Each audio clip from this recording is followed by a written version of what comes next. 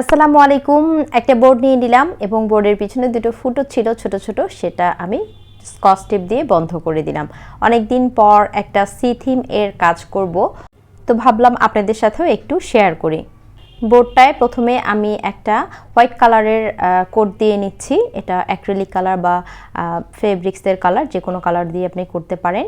এরপর আমি মাঝখানের অংশটা সি গ্রিন কালারের করে নিচ্ছি। মন্টমার্টের কালার ইউজ করেছি আমি এখানে, দুইটা কালার মিক্স করে এক সি থিমের কালারটা আমি বানিয়েছি, কারণ সেখানে সি থিমের কালারটা ছিল না। এরপর ব্লু কালারটা দিয়ে উপরে আমি কালার করে নিচ্ছি। ডাইরেক্ট বোর্ডেও রেজিনের কাজ করা যায়, কিন্তু যখন আমরা কালার দেই ধাপে ধাপে, তখন রেজিনের যে একটা ফিনিশিং আসে কাজের, সেই ফিনিশিংটা সুন্দর আসে এবং রেজিনটা সুন্দরভাবে কালারের সাথে মিক্স হয়ে যায়। না হলে কিন্তু রেজিনে যে কালারটা আমরা মিক্স করব, পিগমেন্ট বলেন আর মিকা পাউডারই বলেন, সেই কালারগুলো একটু বেশি করে দিতে হয়। তো আমি নিচেও একটা কালার দিয়ে নিলাম। আর এরপরে আমি মাস্কিন টেপ নিয়েছি। মাস্কিন টেপটা দিয়ে চারপাশে সুন্দর করে বোর্ডের চারপাশে লাগিয়ে দিব এবং নিচের অংশটা স্কচ টেপ, যে মাস্কিন টেপটা সেটা বসিয়ে দেব। উপরের অংশটা কিন্তু বসাবো না, কারণ আমাদের প্রথম লেয়ারে যে রেজিনটা দিব সেটা যেন পড়ে না যায়, বোর্ড থেকে বাহিরে থাকে, এই জন্য কিন্তু আমরা চারপাশে মাস্কিন টেপ দিয়ে নিব। এরপর আমি এখানে নিলাম ইসবগুলের ভুসি। মূলত এখানে আপনারা চাইলে কক্সবাজার বা সেন্ট মার্টিন যদি আপনারা গিয়ে থাকেন, সেখান থেকে বালু এনে সেই বালুটাও কিন্তু আপনারা এখানে দিয়ে দিতে পারেন, সংগ্রহ করতে পারেন স্মৃতি হিসেবে। তো আমি এখানে ইসবগুলের ভুসি ব্যবহার করলাম। এটার দেওয়ার কারণটা হচ্ছে এটাতে একটু ব্রাউন ব্রাউন কালার আসে। আমি এর আগেও কাজ করেছি, সব ইসবগুলের ভুসি দিয়ে কাজ করেছি। আর যখন আমি বালু দিয়ে কাজ করেছিলাম, সেন্ট মার্টিন থেকে আনা বালু, সেই বালু দিয়ে একটু কালো কালো হয়েছিল। তো এজন্য আমি এই ইসবগুলের ভুসি সহজলভ্য যেটা বাসায় ছিল সেটা দিয়েই আমি এটা করে ফেলেছি। আসলে রেজিনের কাজটা কিন্তু করা অনেক সহজ। আপনি যদি শুধু মাপটা বুঝেন, যে মাপটা নিতে পারেন সঠিকভাবে, যে 3:1 মানে কতটুকু পরিমাণ আপনার রেজিন, কতটুকু পরিমাণ হার্ডনার, এটা যদি সঠিকভাবে আপনি মিক্স করতে পারেন, তাহলেই কিন্তু রেজিনের কাজটা বাকিটা খুবই সহজ। এই সি গ্রিন কালারটা কিন্তু ইপোক কালার, এটা দাম একটু বেশি, 450 থেকে 500 টাকা নিয়েছিল মেবি, সঠিক মনে নাই। এটা অল্প একটু নিলেই কিন্তু অনেক সুন্দর একটা কালার আসে, পিগমেন্ট অনেক হাই, এটার কোয়ালিটি খুবই ভালো, অনেক দিন চলে। মানে নর্মাল যে পিগমেন্ট কালারটা আছে সেটার থেকে এই ইপোক কালারটা অনেক বেশি হাই কোয়ালিটির। অল্প একটু দিলেই কালারটা অনেক বেশি ডিপ হয়ে যায় এবং এই জন্য এটা অনেক দিন চলে, অল্প পরিমাণে দিলেও হয়। তো সি গ্রিন কালারটার মাঝে আমি সি গ্রিন কালারটা দিয়ে দিলাম এবং আরও রেজিন মিক্স করে এটার সাথে আমি ব্লু কালার মিক্স করে আমি অল্প অল্প করেই করছি, যেহেতু অনেক দিন পরেই করছি কাজটা, এই জন্য অল্প অল্প করে মিক্স করে সেটা করে নিচ্ছি। এরপর আমি পিগমেন্ট কালার এখানে দিচ্ছি ব্লু কালারের। সি থিমে আসলে পিগমেন্ট কালারটা দিয়েই বেশি ভালো হয় কাজটা। এর আগে আমি মিকা পাউডার দিয়েও করেছিলাম, কিন্তু মিকা পাউডার দিয়ে অত সুন্দর আসে না যতটা সুন্দর আসে এই পিগমেন্ট কালার দিয়ে। তাই যখন সি থিমের কাজ করতে যাবেন, সবসময় চেষ্টা করবেন পিগমেন্ট কালারগুলো ব্যবহার করার জন্য।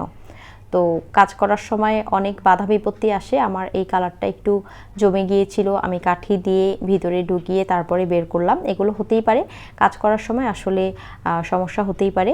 কাজ তারপরেও থেমে রাখা যাবে না, আমাদেরকে কাজটা চালিয়ে যেতেই হবে। তো রেজিনের কাজ আসলে কিন্তু খুবই সহজ। এটা যদি আপনি শুধু ভালোভাবে মিক্স করতে পারেন, এটা আর কোনো ব্যাপারই না। বাকিটা তো কালার মিক্সিং আর সবই। আর রেজিনের কাজে আপনি দেখবেন যে ভুলভ্রান্তি নাই বললেই চলে, কারণ আপনি যেটাই করেন না কেন, দেখা যায় আপনি যদি ভুল করে কোনো কালার মিক্স করেছেন বা উল্টাপাল্টা কিছু করেও ফেলেন, রেজিন একা একাই নিজেই একটা সেটার থেকে নতুন একটা রূপ ধারণ করে, যেটা অনেক সুন্দর হয়। আসলে ভুল হয় না, যেটাই হোক না কেন কিছু না কিছু একটা হবেই ভুল হলেও। এই জন্য রেজিনের কাজ করার সময় ভয় পাওয়ার কিছু নেই, সাহস করে কাজ করবেন, ভয় পাওয়ার কিছু নেই। যত কাজ করবেন তত আপনার হাতটা পাকা হবে, তত আপনার কাজগুলো আরও বেশি সুন্দর হবে। মোট কথা হচ্ছে practice makes a man perfect, এটা তো আমরা জানি। যত প্র্যাকটিস করবেন তত আপনার কাজ সুন্দর হবে। আমি এখানে কক্সবাজার থেকে নিয়ে আসা কিছু শামুক, ঝিনুক, কোরাল এবং এই যে সবুজ কালারের গ্রাস এটাকে বলে, সবগুলো এখানে বিছিয়ে দিচ্ছি। এখানে আপনি আপনার ইচ্ছা মতো এখানে ডেকোরেশনটা করতে পারেন। অনেকে এখন সুন্দর ছোট ছোট কিউট স্যান্ডেল পাওয়া যায়, ছাতা পাওয়া যায়, ব্রেঞ্চ পাওয়া যায়, তারপরে গাছ পাওয়া যায়। আপনি আপনার খুশি মতো সি থিমের যে যা যা আছে আর কি, স্টারফিশ, বিভিন্ন ধরনের ম্যাটেরিয়ালস আপনি এখানে অ্যাড করতে পারেন আপনার পছন্দ মতো। এগুলোকে ফিক্সড করে আটকে থাকার জন্য আমি আরও কিছু রেজিন মিক্স করে এগুলোর উপরে ঢেলে দিলাম। আর এরপর হোয়াইট কালারের ইপোক কালার নিলাম আমি আবার, সেটাকে আমি রেজিনের সাথে মিক্স করব। ওই যে বললাম এটা দিয়েই আপনার এই ইপোক কালার দিয়েই সুন্দর কিন্তু একটা কালার, ডিপ কালার চলে আসে। এজন্যই আমি সিথিমের কাজে বেশিরভাগ টাইমেই এই কালারগুলো ইউজ করি। এখানে পিগমেন্ট ইউজ করলেও হবে, যেহেতু আমার কাছে ইপোক কালার ছিল আর এটা দিয়ে সুন্দর আসে যে ঢেউগুলো আছে বা হোয়াইট কালারের বেসটা, সেহেতু আমি এই ইপোক কালারটা এখানে ইউজ করছি।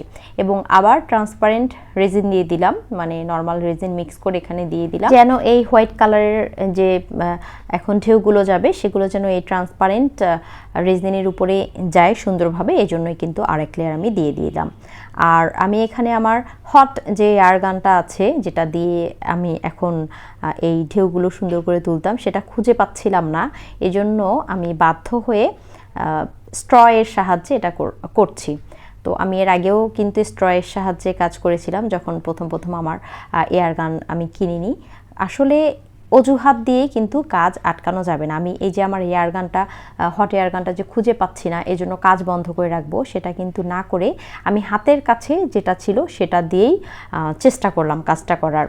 চিকন যে মুখওয়ালা হট এয়ারগান পাওয়া যায় সেটা দিয়ে কিন্তু এই ঢেউগুলো খুবই সুন্দর আসে, নিখুঁতভাবে আসে, কিন্তু আমি খুঁজে পাচ্ছি না। আসলে আমার 3 ছেলে, ওরা যে কোথায় রেখেছে জানি না। আমি অনেক খোঁজাখুঁজি করলাম, পেলাম না। আসলে কাজের সময় জিনিস না পেলে মেজাজটা গরম হয়, তারপরেও কাজ আটকে রাখা যাবে না। আমি যদি এই বাহানায় কাজটা ফেলে রাখতাম তাহলে কিন্তু কাজটা আরও পিছিয়ে যেত। এজন্য হাতের কাছে যাই ছিল না কেন আমি চেষ্টা করেই গেলাম, যেমনই হোক না কেন। ওই যে বললাম, ভুল নেই রেজিনের কাজে, হয়তো বা একটু খারাপ হবে বা খুব বেশি সুন্দর হবে, কিন্তু ভুল হবে না। এগুলো সব আমার হাতে করা কাজ, সি থিমেরই মূলত এই কাজগুলো করা আমার।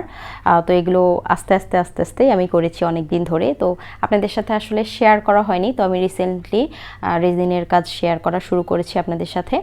এবং প্রতিনিয়ত ইনবক্সে এবং বিভিন্ন ভিডিওর কমেন্টে আপনারা এসে আমাকে নক করেন যে আপু আপনি কোর্স করান কিনা, রেজিন বা লিপন আর্ট বা জিপসাম এর প্রোডাক্টের আপনি কোর্স করান কিনা। আসলে অনেক আগে আমি কোর্স করাতাম, মাঝখানে আমার 3rd বেবি হওয়ার পরে আমি একটু বিজি হয়ে যাই, তারপরে আসলে আর কোর্স করানো হয়ে ওঠেনি। 3 ছেলেকে নিয়েই ব্যস্ত বেশি থাকতাম, এজন্য সেই সময়টায় আসলে কোর্স আমি অফ রেখেছিলাম। তো আপনাদের কথা চিন্তা করে, যে প্রায়ই সবাই নক করেন যে কোর্স করতে চাই, এজন্য আপনাদের কথা চিন্তা করে আমি আবার কোর্স করানো শুরু করতে চাচ্ছি। অনেক এমন টিপস এবং ট্রিক্স আছে যেগুলো আসলে ভিডিওতে বোঝানো সম্ভব হয়ে ওঠে না, এবং একটা ভিডিও আমি কিন্তু 10 থেকে 15 মিনিটের করে থাকি। তো সেক্ষেত্রে অনেক কাটছাট করে এডিট করে আমাকে তারপরে ভিডিওটা আপলোড করতে হয়। এই জন্য আপনি যদি একটা কমপ্লিট কোর্স করেন, তো সেক্ষেত্রে আপনি প্রোডাক্টস কোথা থেকে সোর্সিং করবেন, কিভাবে প্রাইস নির্ধারণ করবেন, কিভাবে সেটা বানাতে হবে শিখবেন, কিভাবে সেল করতে হয়, সব ডিটেলস কিন্তু আপনি সেই কোর্সের মাধ্যমে শিখে যাবেন। কোর্স এর মাধ্যমে কিন্তু আমার সাথেও আপনারা কানেক্টেড হতে পারবেন। তো কোর্স ফি সম্পর্কে এবং কোর্সের ডিটেলস সব সম্পর্কে জানতে লুবনা কার্স বিডি এবং লুবনা কার্স বিডি 2 নামে আমার 2টা ফেসবুক আছে, সেই ফেসবুক পেজের মেসেঞ্জারে আপনারা ইনবক্স করতে পারেন, তাহলে আমি আপনাদেরকে বিস্তারিত বাকি সব তথ্য জানিয়ে দিব। আর এই যে বেঁচে যাওয়া যে রেজিন হোয়াইট কালারের বেঁচে গেছে, তো সেটা দিয়ে আমি গতদিন কিন্তু করে রেখেছিলাম, একদিন বেঁচে যাওয়া রেজিন দিয়ে এই মোল্ডের মধ্যে এগুলো দিয়ে রেখেছিলাম। তো সেগুলোই আমি এখন কানের দুলের বেজ লাগাবো, আংটি, হাতের যে আংটি রিং আছে সেটা লাগাবো। এই যে বেঁচে যাওয়া রেজিনগুলো দিয়ে, ধরেন একদিনের বেঁচে যাওয়া রেজিন দিয়ে আমি মোল্ডের মধ্যে ঢেলে রেখেছিলাম টপ বা আংটির বেজ হিসেবে। আর আজকের বেঁচে যাওয়া রেজিন দিয়ে আমি সেগুলোর পিছন সাইডটা কিন্তু কাভার করে দিচ্ছি। যে ব্রেসলেটগুলার সেদিন কিন্তু দেওয়া হয়নি পিছন সাইডটা কাভার করে। তো আপনারা যদি না দেখে থাকেন অবশ্যই দেখে নেবেন। এই যে আমি এখানে রিংটা বসিয়ে দিচ্ছি। তো রিংটা বসানোর সময় সবসময় চেষ্টা করবেন এই যে উঁচু কিছুর উপরে রেখে সুন্দর করে এটা বসিয়ে দেওয়ার জন্য, না হলে কিন্তু এটা সুন্দরভাবে সেট হয় না, পড়ে যায়। আমি কিন্তু আমার গত একটা ভিডিওতে দেখিয়েছিলাম যে কিভাবে 50% কম খরচে আপনি রেজিন দিয়ে জুয়েলারি বানাতে পারেন। তো এভাবেই যে বেঁচে যাওয়া রেজিনগুলো দিয়ে, একটা কাজের সময় বেঁচে যাওয়া রেজিনগুলো দিয়ে আপনি অন্য কাজগুলো করে ফেলতে পারেন। তাহলে কিন্তু আপনার একদম কম খরচে, ধরেন আমি এগুলোর খরচ কিন্তু অন্যান্য যে সিথিমের যে ট্রেটা বানালাম, হ্যাংটা বানালাম, সেটার মধ্যেই ধরে রেখেছি। এটাতে কিন্তু খরচ হলো না, আমার জিরো কস্টেই বলা চলে, অল্প খরচে এই যে ফিঙ্গার রিংগুলো, এই ব্রেসলেট, এই কানের টপ, এগুলো কিন্তু হয়ে গেল। তো এভাবেই কিন্তু বুদ্ধি করে কাজ করলে আপনি অনেক সাশ্রয় করতে পারেন। একটা ভিডিও বানাতে কিন্তু অনেক কষ্ট হয়, তাই দয়া করে একটা লাইক কমেন্ট করে যাবেন, আর ভিডিও ভালো লাগলে অবশ্যই চ্যানেলটা সাবস্ক্রাইব করবেন। দেখা হবে নতুন ভিডিওতে। আল্লাহ হাফেজ।